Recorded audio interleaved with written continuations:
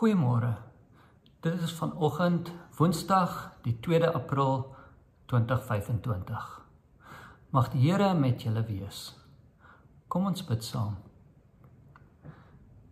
Here, gee ons die wysheid en die onderskeidingsvermoë om te kan onderskei tussen goeie advies en bedenklike advies.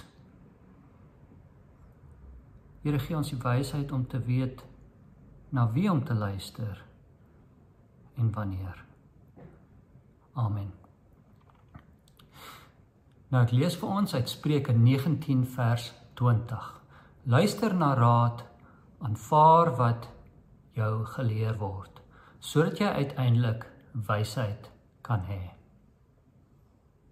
Ons is absoluut afhanklik van ander vir dit wat ons weet.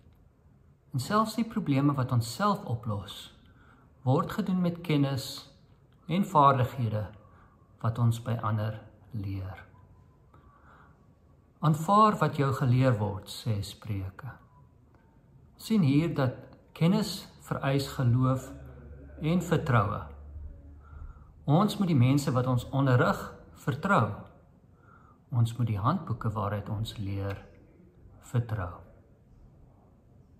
Daar is 'n balans tussen kritiese denke en vertroue op die wat meer kennis as ons het.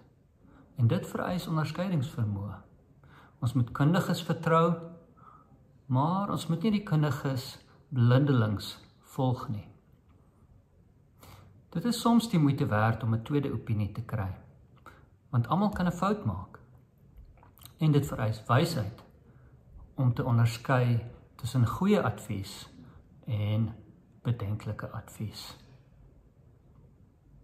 Die genade van ons Here Jesus Christus, die liefde van God en die gemeenskap van die Heilige Gees sal met julle almal wees.